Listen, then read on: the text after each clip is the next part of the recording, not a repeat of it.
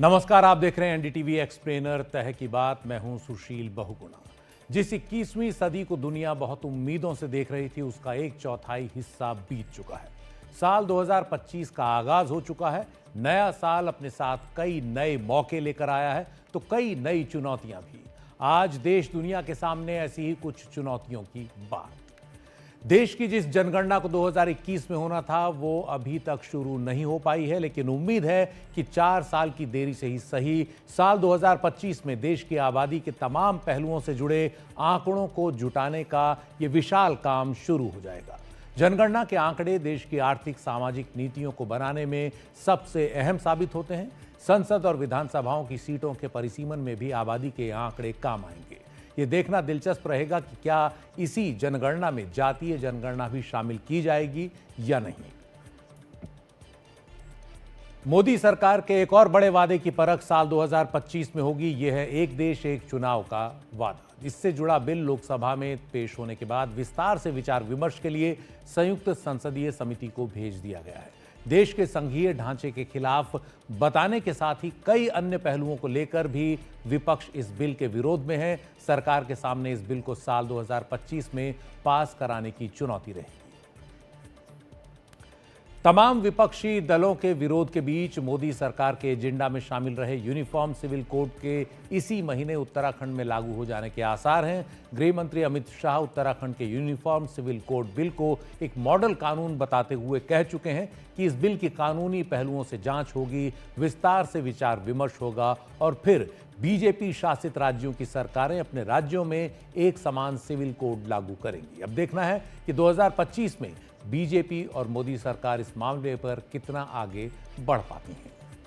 साल 2024 जाते जाते भारत के लिए आर्थिक मोर्चे पर भी कुछ चेतावनियां जारी कर गया। वित्तीय वर्ष 2024-25 की दूसरी तिहाई यानी जुलाई से सितंबर के बीच जीडीपी विकास दर बीते 7 क्वार्टर्स में सबसे कम 5.4% रही, जो रिजर्व बैंक के 7% के अनुमान से काफी नीचे है। खाद्य पदार्थों की कीमतों में बढ़ोतरी से शहरी खपत में गिरावट को इसकी बड़ी वजह माना गया। इसके अलावा ऊंची ब्याज दरों को भी एक बड़ा कारण बताया गया। इस सब के बीच रिजर्व बैंक ने मौजूदा वित्तीय साल के लिए विकास दर के अनुमान को 7.2 से घटाकर 6.6% कर दिया है। ऐसे में साल 2025 में आर्थिक नीतियों में जरूरी बदलाव कर जीडीपी विकास दर में तेजी फिर लौटाना एक बड़ी चुनौती रहेगी। आम आदमी को राहत देना एक बड़ी चुनौती रहेगी। फसलों के लिए न्यूनतम समर्थन मूल्य की गारंटी से लेकर बुजुर्ग किसानों के लिए पेंशन, मनरेगा के तहत न्यूनतम 700 रुपए दिहाड़ी और अधिग्रहित जमीन के मुआवजे समेत कई मुद्दों पर किसानों का विरोध सरकार के सामने नए साल में भी चुनौती बना हुआ है। किसानों के दबाव में नवंबर 2021 में सरकार ने 3 कृषि बिलों को वापस ले लिया था। उसके बाद कृषि से जुड़ी किसी बड़ी और व्यापक पहल का अभी तक इंतजार है। सरकार के सामने किसानों की समस्याओं के एक बारगी हल के लिए 2025 का साल एक बड़ी चुनौती, एक बड़ा मौका रहेगा। 3 मई 2023 से मणिपुर में जारी हिंसा भी केंद्र और राज्य सरकार के सामने एक बड़ी चुनौती बनी हुई है। नए साल की पूर्व संध्या पर मणिपुर के मुख्यमंत्री एन बीरेन सिंह ने बीते 20 महीने की जातीय हिंसा और उसमें सैकड़ों लोगों की मौत के लिए जनता से माफी मांगी। साथ ही उम्मीद जताई कि 2025 में मणिपुर में शांति और सौहार्द लौटेगा। 2023 में मणिपुर हाईकोर्ट के एक आदेश के बाद मैतेई और कुकी-जोमी समुदायों के बीच भड़की ये जातीय हिंसा रह रहकर सिर उठाती रही है, जिसका हल निकालना केंद्र और राज्य सरकार के सामने इस साल एक बड़ी जिम्मेदारी, एक बड़ी चुनौती रहेगा। साल 2025 में भारत के लिए उसके कुछ पड़ोसी देश लगातार चुनौती बने रहेंगे। अगस्त में बांग्लादेश में हुए तख्तापलट के बाद वहां मोहम्मद यूनुस के नेतृत्व में बनी अंतरिम सरकार के साथ भारत के संबंध लगातार तनावपूर्ण बने हुए हैं। मोहम्मद यूनुस ने बांग्लादेश की अपदस्थ प्रधानमंत्री शेख हसीना के प्रत्यर्पण को भारत के साथ एक बड़ा मुद्दा बना दिया है। उधर भारत अल्पसंख्यकों, खासतौर पर हिंदुओं के खिलाफ हिंसा के मामलों पर लगातार बांग्लादेश को घेर रहा है। बांग्लादेश की पाकिस्तान के साथ बढ़ती नजदीकी भारत के सामने एक और चुनौती बन गई है। 2025 में भारतीय कूटनीति बांग्लादेश के साथ संबंधों को कितना सुधार पाती है, ये देखना दिलचस्प रहेगा। उधर वामपंथी नेता अनुरा कुमार दिसानायके के नेतृत्व में श्रीलंका ने एक नई शुरुआत की है। श्रीलंका की पारंपरिक सत्ताधारी पार्टियों से अलग उन्हें अपनी एक नई दिशा तय करनी है। दिसंबर के महीने में भारत यात्रा पर आए दिसानायके के जनवरी में चीन की यात्रा पर जाने वाले हैं। साफ है उनकी सरकार सभी देशों के साथ संबंधों में एक संतुलन बनाए रखना चाहती है। भारत यात्रा के दौरान वो साफ कर चुके हैं कि श्रीलंका की जमीन को वो किसी भी हाल में भारत के हितों के खिलाफ इस्तेमाल नहीं होने देंगे और क्षेत्रीय संतुलन बनाए रखने की कोशिश करेंगे। अनुराग कुमार दिसानायके के सामने अपने देश में तमिलों की राजनीतिक अपेक्षाओं पर भी खरा उतरने की चुनौती रहेगी। एक और पड़ोसी मालदीव्स में भारत विरोध की राजनीति कर सत्ता में आए मोहम्मद मुइज्जू अब अपने तेवर कुछ नरम करते दिख रहे हैं। अक्टूबर महीने में वो भारत यात्रा पर आए और आपसी संबंधों को बेहतर बनाने की बात कर सकारात्मक संकेत दिए। चीन के बढ़ते दखल के बीच मालदीव्स के साथ संबंधों को अपने पक्ष में बनाए रखना भारत के लिए बड़ी चुनौती रहेगी। पड़ोसी देश नेपाल की केपी शर्मा ओली सरकार भी चीन के पक्ष में झुकी हुई है, जो भारत के लिए राहत की बात नहीं है, लेकिन संभावना है कि गठबंधन में सहयोगी शेर बहादुर देउबा की अगुवाई वाली कांग्रेस का दबाव उन्हें भारत से बहुत दूर नहीं जाने देगा। भारत के लिए नेपाल में भी अपने हितों को बचाए रखना एक बड़ी चुनौती रहेगी। चीन का मोर्चा भी नए साल में भारत के सामने चुनौती है। हालांकि साल 2024 का अंत आते आते चीन के साथ भारत का सीमा विवाद कुछ कम हुआ। लद्दाख में कई मोर्चों पर करीब 5 साल तक आमने सामने खड़ी सेनाएं कुछ पीछे हटी। डिसएंगेजमेंट की प्रक्रिया पूरी हुई। दोनों देशों ने संकेत दिया कि सीमा के मुद्दों का हल बातचीत से करने की कोशिश तेज होगी, लेकिन दोनों ही देशों के 50 से 60 हजार सैनिक अब भी सीमा के पास तैनात है। उम्मीद है 2025 की गर्मियों तक सेनाएं सीमा से और पीछे हट जाएंगी, लेकिन भारत और चीन के बीच विश्वास की कमी अब भी काफी है। जो नुकसान हुआ है उसकी भरपाई में काफी समय लगेगा। वैसे चीन जिस तरह से अपने जखीरे में नए नए हथियार और छठी जनरेशन के लड़ाकू विमान शामिल कर रहा है, उसे देखते हुए भारत को इस साल भी लगातार सतर्क रहना होगा। पड़ोसी पाकिस्तान के साथ भारत के संबंधों में गतिरोध 2025 में क्या खत्म हो पाएगा? चैंपियंस ट्रॉफी क्रिकेट के मैच पाकिस्तान में खेलने से भारत का इनकार बता रहा है कि गतिरोध कितना गहरा बना हुआ है। क्रिकेट डिप्लोमेसी तक शुरू करने की गुंजाइश नहीं दिख रही। सीमा पार आतंकवाद को शह देने से पाकिस्तान अब भी पीछे नहीं हटा है। जम्मू कश्मीर में आतंकवाद को उसका समर्थन जारी है। भारत का रुख साफ है, बातचीत और आतंकवाद साथ नहीं चल सकते। पाकिस्तान सीमा पार आतंकवाद की अपनी नीति को नहीं छोड़ता तो 2025 में भी गतिरोध खत्म होने की उम्मीद नहीं की जा सकती। भारत और कनाडा के संबंधों में ऐतिहासिक गिरावट 2025 में क्या सुधर पाएगी, ये इस बात पर निर्भर करेगा कि कनाडा में होने वाले आम चुनावों का नतीजा क्या रहता है।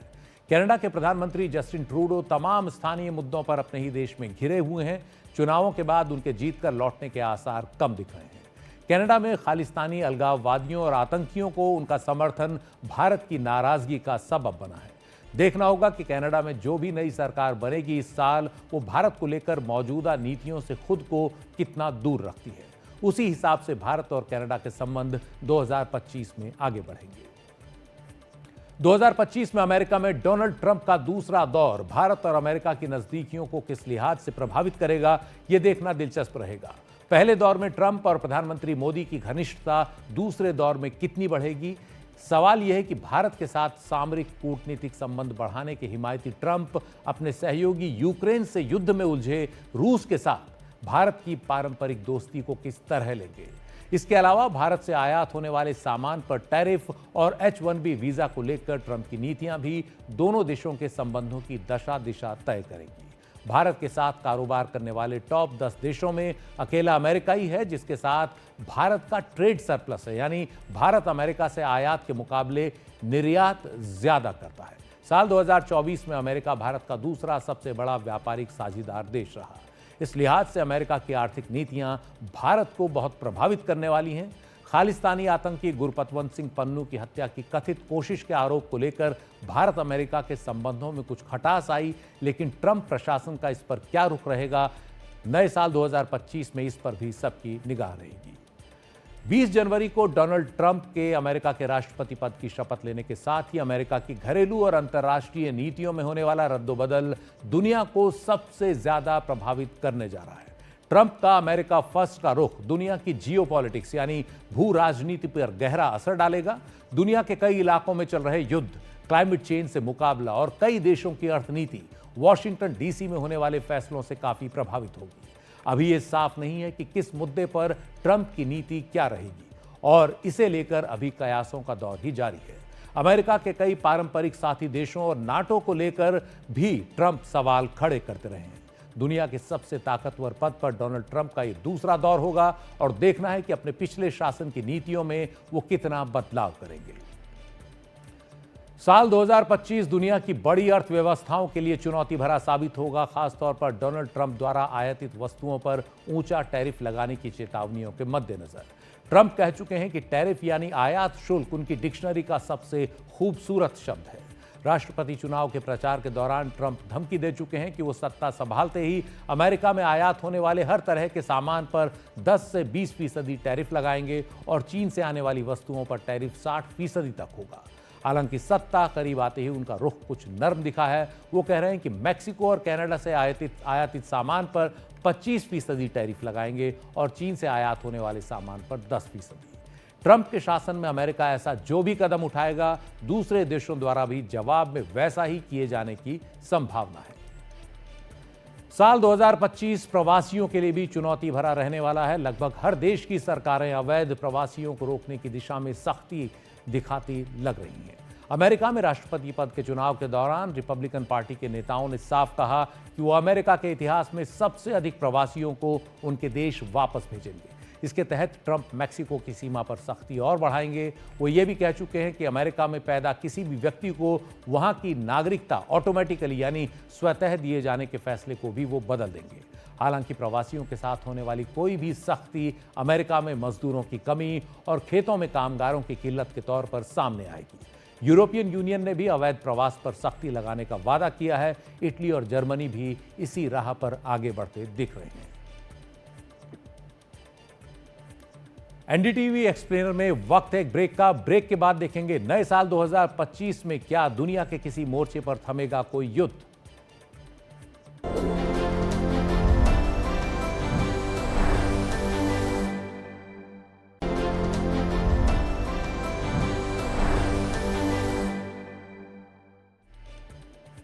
साल 2025 में दुनिया के सामने कई युद्धों को रोकने की चुनौती होगी। ऐसा ही एक मोर्चा है रूस यूक्रेन का, जहां नए साल के पहले दिन भी हमलों का सिलसिला जारी रहा।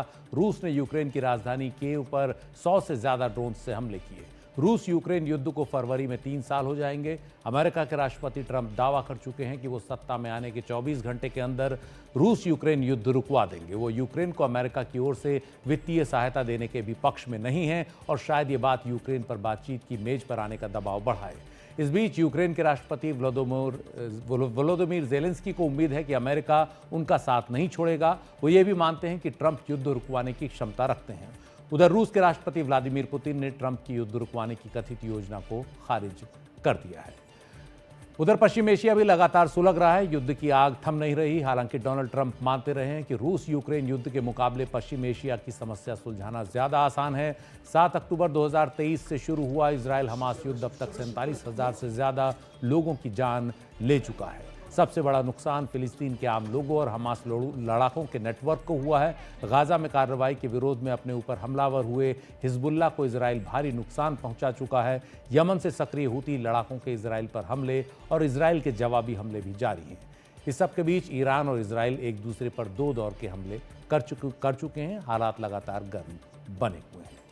2025 की एक चुनौती ये भी है कि दुनिया में युद्ध का एक और मोर्चा न खुल जाए। यह है चीन ताइवान का मोर्चा। वन चाइना पॉलिसी के तहत ताइवान को अपना ही हिस्सा मानने वाले चीन ने कोई मौका नहीं छोड़ा है ये दावा करने का कि वो ताइवान को अपने साथ एक करके रहेगा। नए साल के मौके पर चीन के राष्ट्रपति शी जिनपिंग ने फिर कहा कि ताइवान स्ट्रेट यानी ताइवान जलडमरू मध्य के दोनों ओर के चीन एक ही परिवार के हैं। ऐसे में ये चिंता है कि 2025 में चीन ताइवान को लेकर अपना आक्रामक रुख और बढ़ा सकता है। जब से मौसम के रिकॉर्ड रखे जा रहे हैं तब से साल 2024 सबसे गर्म साल साबित हुआ है। भारत में भी ये साल 1901 के बाद सबसे गर्म रहा। इसी साल दुनिया का औसत तापमान औद्योगिक क्रांति से ठीक पहले के औसत तापमान से 1.5 डिग्री ज्यादा रहा, यानी पेरिस समझौते में तय सीमा का उल्लंघन इस साल हो गया। नए साल 2025 में भी इस ट्रेंड के बने रहने की आशंका है। वैज्ञानिकों का मानना है कि क्लाइमेट चेंज से निपटने की खातिर बड़े देशों द्वारा क्लाइमेट फाइनेंसिंग के लिए आगे न आने की वजह से हालात और भी ज्यादा बिगड़ने वाले हैं। इस सिलसिले में नवंबर के महीने में अजरबैजान के बाकू में हुई COP29 की बैठक नाकाम हुई। अब देखना है ब्राजील के बेलेम में COP30 की बैठक में क्या होता है। एनडीटीवी एक्सप्लेनर में आज इतना ही। नमस्कार।